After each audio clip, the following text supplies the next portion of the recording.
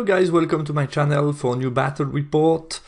I'm playing this time the same Ogre list that I played in the UB Battle Report 24.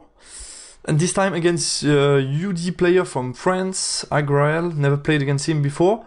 Was a good occasion to play against UD because I didn't face them that much in the last few months.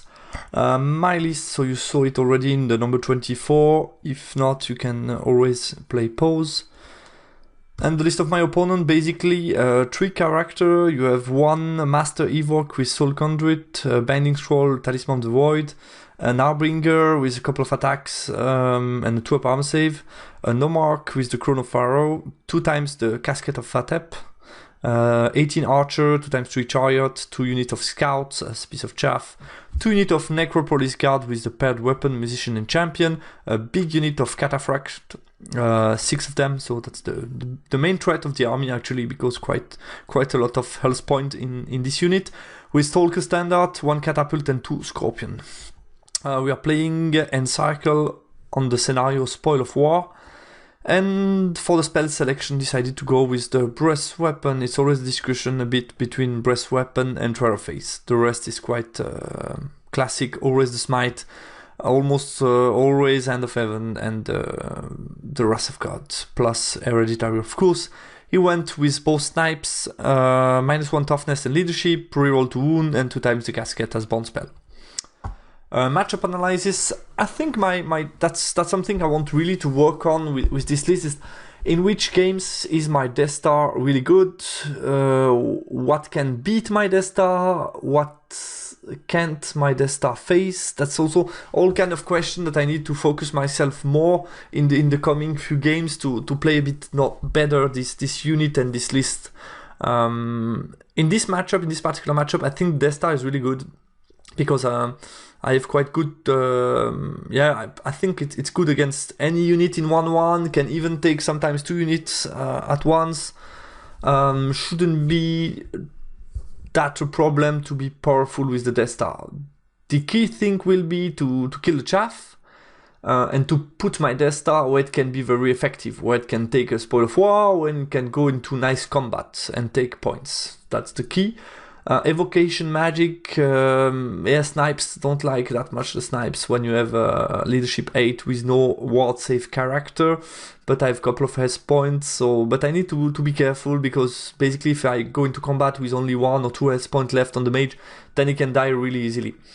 Double casket is quite problematic. It can do some damage on hunters, on Keen Eaters, on Giant as well, so I will try to take them out as soon as possible, because if I have each turn to dispel them, plus the snipes, I mean, that's a difficult choice for me in range damage area. He has a quite strong bunker if every character is in the same unit, meaning the Keen Eater cannot really go alone against this unit, because I would be killed by the 2 fighty character. So I need to either combo charge or use my Keen Eater for other things. There are plenty of things to kill, foremost the casket, but also the catapult, which can be a bit scary. And of course his unit of 6 snakes are quite a good threat in the game, but I have a very good counter with my Death Star with Ligatong, because I'm he will lose a couple of attacks if he goes against me, so I should be fine. This also means that my opponent is very likely to wait to see where the Death Star goes before dropping the Serpent unit, because then, I mean, if we are in the same area, we have similar mobility, then I should be able to catch him and delete this unit from the board. So yeah, deployment, we exchanged a couple of drops, and then I decided to drop everything. So I had the choose of side. I choose a big center. It's always a good question. Obviously, in most of the game, I like the big center, because I think that's the better way of choosing your side in Encircle, because it gives you very good board control, and especially if you are an aggressive army, it's really interesting. But in Spoil of War, I mean, if you have the high side, you can also be very near the spoil, so it can be also interesting. But in this case, decided to drop everything. I did something quite mirror-like. On each side, the giant, 2 cannon on each side of the Death Star, BSB, mage, 2 units of tribesmen on each side within the BSB bubble, and then a unit on the side here. So obviously I'm going to, if you see the map, it's a bit divided on 2 parts, 1 part right part of the impassable and the rest on the left with the 2 token. So of course I wanted to secure myself the option of focusing more on the 2 on the left, but also having a chance to go to the right if my opponent decided to drop heavily on the left, for example. That was a little bit the idea. And then I vanguarded my hunter from here to here, the cat behind, and I scouted my second hunter in the forest to have very good opportunities. You see on the left my opponent didn't put so much forces. There is a lot of space for me to exploit, so that's why I decided to go heavily with 2 hunter. Counter deployment of my opponent, decided to go with 2 units of chariot quite centrally to threat me with long charge range, 2 units of necropolis guard. The problem is, with all these units, it's only strength 4, not a big threat for the Death Star especially. And then he decided to go on the right side with the serpents. Could also have been the left, but he decided to go on the right. What I expected when I saw this position of the serpent would be a very aggressive push from the serpent, meaning 14 turn 1, be like that, take the token turn 2, and then try to charge or go forward and really try to push this direction with the serpents. That's what I expected when I saw them in this position. Small mistake here from my opponent, quite not so small actually, because it's too far from the Pharaoh, so this unit cannot march, which is problematic. I would have put it a bit elsewhere, and of course this casket is a bit isolated to my hunter coming, so I'm quite happy that I should be able to kill some of the war machines quite early on. And also here I deployed this thunder cannon when I saw the casket of Fatep. He put it quite early on, and I was able to have a good line of sight with 24-inch range, so short range, 4+ on turn 1 is not bad at all. So let's move on to my turn 1. Of course, I'm very aggressive on the left side, taking options. Here I had also the possibility to see the catapult, but basically with no march from them, he could also chaff me. So I decided to see the chariot. It's also due to the fact that I wanted to be very aggressive with the Death Star. I don't fear him. It's very far away from Necropolis Guard, quite far from the chariot in the front. I'm not too scared, to be honest. And I wanted to punish him, or at least make him think twice before charging me, because if he fails to charge, then my hunter can delete one of these units with a charge. So I thought that was quite interesting placement for this hunter, looking in the side of the chariot. Yeah, what can I say? Here to the right, decide to go max to the right side, basically make him think twice. If you want to go 14 forward, then I can charge to the side, go to the side, try to block him and so on. I don't think I have good chances to fight him either in the side, even in the side, but I just want to make him think twice about my options, about possible combo charge and so on. And if he hesitates to be aggressive, then it would be really good for me, because that's my weak flank, so to say. And then I will have the option, if he go forward, full speed 14, to go around and to go for the casket as well. So I have a couple of options with my giant, but yeah, basically he's quite strong on this flank with the serpent. We'll see what he will do. And here I decided to stay a bit behind at the moment, move forward with giant, yeah, try to prepare a little bit, but still be out of range at the moment. Go forward with thunder cannon to have a shot on the chariot. I want to reduce a little bit the power of the chariot, just to anticipate a possible charge against my Death Star. You never know. In Magic, I cast a Hand of Even on the chaff on the right, dispelled by my opponent. Then I was able to cast a Strength 3 breast weapon on the hunter, who breathed against the chariot and did 3 wounds, which was a surprise, but very nice. Both cannon shots did nothing, and also the hunting spear, both of them roll a 1 to hit. So yeah, unfortunate, but I mean, it's not, I think I'm in a pretty good shape, with Hunter in good spots. Death Star getting the first spoil, quite aggressive with good board control, so I should be fine. His turn 1, decided to chaff me already and move forward a bit with the Necropolis Guard. He was careful to be out of irresistible charge, but I think What I would have done at his place would have been to move a bit more forward with them, leave me with a very long overrun, and just if I fail, I get a heavy combo charge against me. And especially for them, I think he should have marched more forward. If you see the position, he didn't move that much, I think. Yeah, maybe he moved the max, I'm not sure. But I would have seen this unit a bit more aggressive, but maybe since he started from this position with his movement, maybe that was already the max, I don't know. On the right side, I was very surprised that he didn't want to be more aggressive and take the token, decided to go behind the wall, thinking about a possible charge from the giant, but to be honest, that's very unlikely. He will kill me before I strike, so I think I have no chance, especially in the front. And with the wall, yeah, no chance that I'm going to charge that. I think he should have gone for the token at least and tried to beat the tribesman and cannon for the next turn. So I would have gone full speed if I was him.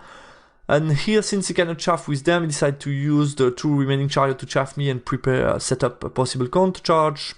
And that's it. In his magic phase, he cast a Whisper of the Whale against this unit. I let that in. Then the Casket of Fatep, first one against this guy. Tried to dispel with 2 dice, but I failed. I rolled a 2 and a 3, so I had to roll leadership. Fortunately for me, I rolled an 8 with 3 dice, so I was fine. Second one, also cast against this hunter. I dispelled it. And then he tried with 1 dice the Spectral Blade. I don't remember where exactly, but it failed. With shooting, he killed one of my guy in the Death Star. Let's move on to my turn 2. I charged the Casket of Fatep, of course. I charged the Chaff in the center and took the token, of course. And with the rest of my movement, I just move around with the giant out of arc, continue to tread him a bit on the side, and also, if he moves forward, I will have a charge on the casket. I come on the board as well with a Keen Eater to take care of this casket, the Channel Catapult. I come on the board with another Keen Eater, and here I just pass my march check and move to the sides to continue tread him. I don't want to get charged by chariot afterwards. I charge here the casket, here I went on to the token, and I move a bit forward with cannon to have some shots at short range and also be a threat, be able to charge some things. Here as well I had to move a bit forward with the giant and the rest of the unit.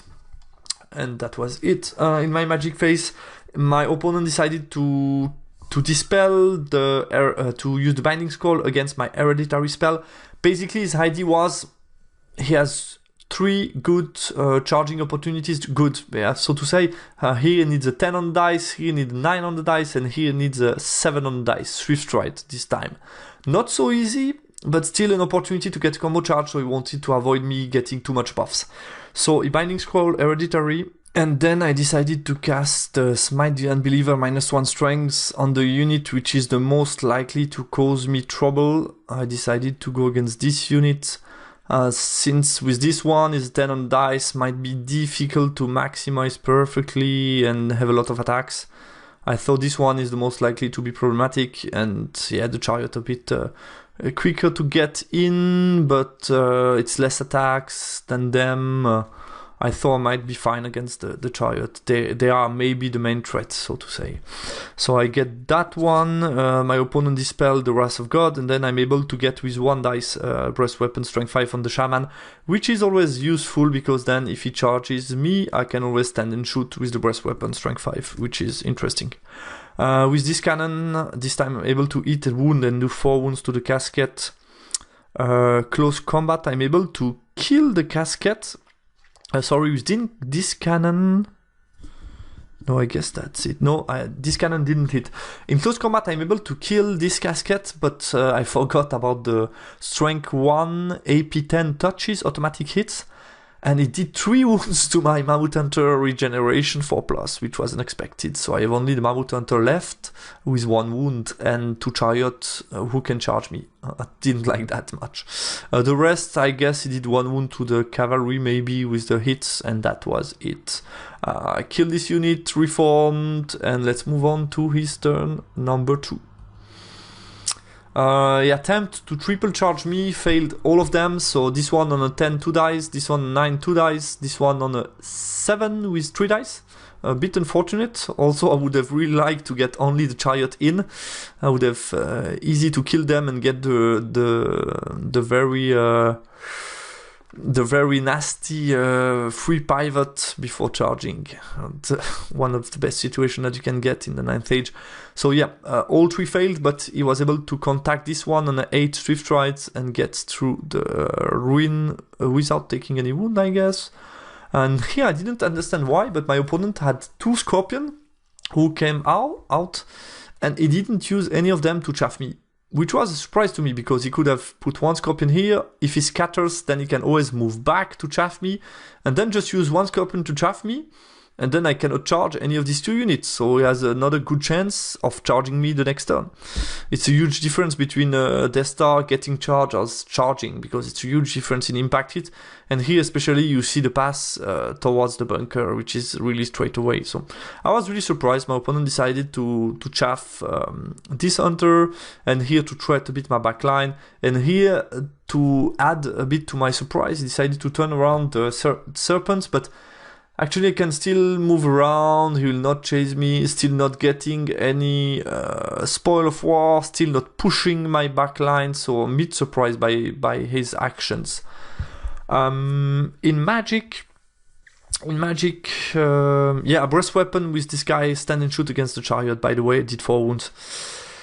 In Magic, I use my Binding Scroll on Whisper of the Veil against Death Star. I didn't want to get -1 toughness. It was really important that I can go into combat in good condition. And then I just kept all my dice to dispel Spectral Blade on this unit, I guess. And he casts also a snipe and put 1 wound onto this Hunter. And I had to decide between Spectral Blade and Casket of Soul. He put the Casket against Skin Eater. I decided to let that go because basically you see the path to victory, so to say, charge, overrun, and then I'm in the bunker with no counter charge. It's a win if I go into this unit. So I think it's more important to dispel every buff that this unit can have, no matter what happened to the Skin Eater, because if I'm in this unit, then I won the game. So yeah, Skin Eater dies to the Casket, and let's move on to my turn 3. Yeah, what happened in this combat? It did nothing to me. I was able to do a lot of save with 3+4+. I did 1 to him. I sticked on an 8 with no reroll. A bit lucky for me. My turn 3, of course, I take the nasty charge against this unit. Chaff the Necropolis on this unit, who will not be able to contact me with closing the door. Counter charge with this guy, take the token and counter charge in the flank, prepare this unit to charge in the back if needed, push forward with the giant to be able to support the Death Star if needed, charge the Chaff, charge the War Machine, go around the Serpents and move forward here, basically to have 2 units to threat the Casket, turn around the cannon to do 2d6 shot onto the Scorpion, and that's it. In my Magic phase, my opponent dispelled the hereditary spell onto the Death Star. I cast -1 random, which was -1 strength against this guy, not bad. And then I was able to get another breast weapon, strength 5, onto the Shaman, just in case. With shooting, I did 2 wounds to the Scorpion. And that was it. And then, yeah, close combat, I just delete this unit. And then I overrun onto the bunker, and we decided to end up the game here already because there was no point into continuing, because as you can see, I mean, this is going to die anytime soon, these 2 are going to die, this is going to die and going to crumble, this is going to get charged anytime, and this can turn around, kill that. So I have a lot of things to do. I already have scenario, so there is no point into playing too much.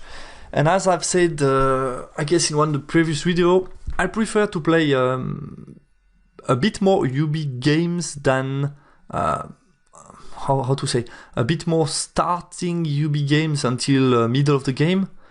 Because especially deployment stage, game plan, first couple of turns is really interesting. Then turn 5, 6, it's just, you are in the flow of events, you are just, yeah, there are not so much decision to make. It's just following the game plan and charging and so on and continuing in the plan. It's in the majority of the case, that's how it is. That's what I remarked in my battle reports. Most of the case, turn 5, 6, there are less units, less choice to make. It's more obvious. So I think in the training part, it's much more interesting to say, I'm going to play 4 UB games until turn 4 rather than 3 until turn 6. that's my approach. Prefer to do much more tests, to see more army lists against me, to train deployment, how to do the early stages, get the couple of charges, and then if you see a bit how it turns, I think you've seen what you wanted to see. So that's a bit my approach at the moment, since I don't have much time to play. I think that's a good way to train and still not waste too much time in a game, because as you know, UB, if you go into details and play a complete game, it can last a couple of hours, easily more than 4 hours. So that's not so easy to put in your week. Yeah, that's it. A couple of analyses. I think it was a complicated matchup for my opponent because he has a lack of power. There's a lot of attack strength 4, but only the serpents with a bit more strength and lethal, poison, and so on. He lacked also combat boost. I think if you have such unit like Necropolis Guard, but you have very good magic, for example, with at least an Adept Divination, Master Divination plus Evoke, then you can have like Distracting, reroll 2 wound, reroll 2 hit. You have a lot of options. You can buff a lot, heal at the same time, and therefore then really be scary in combat. But here, I think with this little bit of magical support, that was not enough. You have only 2 combat buff, and that's not enough, because in the decisive phase, I just had to Binding Scroll 1, Dispel the other one. That was it, no buff, which is problematic for UD. It gave me too much space to maneuver, especially in the left side. I think a more compact deployment without... I'm not saying that you should completely refuse the game. Of course, it was a complicated matchup, but I think a bit more compact would have been better, because not allow me to play with my strengths, especially with the Hunter going into these holes and taking advantage, killing War Machine on turn 2. That's too early. Chaff could have been used better, of course, especially the one on the left, who was too far away from Pharaon, was not really activated. It's a bit a pity if you lose War Machine before you lose Chaff. And what I would propose to my opponent, I'm no UD expert, so I'm not saying that's the perfect ID, but just maybe another ID that I would have, considering the fact that I deployed everything. Put 3 War Machines in the corner, maybe Serpents like here, maybe 1 piece of Chaff here, unit of Necropolis, unit of Chariot, and the bunker in the back. And here maybe on the right, 1 unit of Necropolis and a Chariot, maybe other way around to have the Chariot a bit more mobile, depending on how I react. This leaves you with 2 God scoring unit who can go for the scenario. If you go forward with Necropolis Guard, a Giant alone will not be able to kill them. So you should be able to get this token and then still to threat me with the Serpent on the side. Maybe leave me the central token, but this one will be much harder to get for me, and this could have been better. Obviously, if he would have gone this way, I would have waited much more longer until I can really see a clear corner to maybe put my Death Star like here in the corner and put other stuff here in the middle to be able to go forward on these 2 Spoil of War. Obviously, that would have been my reaction. But still, I think that would have been much harder for me to attack, especially setting up some counter charges, be able to use the Chaff forward, to chaff the Death Star, to chaff some nasty stuff like Hunter. And here, I think he doesn't have to be that scared against Skin Eater coming against the bunker, because he has some good character. So I just to put the good character on the side and then reform if needed. But I think that is not too much of a problem for him. And I think it's much better to put the War Machine in a safe spot to be able to cast 4, 5, 6 turns of Casket of Soul plus Charnel Catapult. I think it's really important if you pay this amount of price to have a good range damage as such.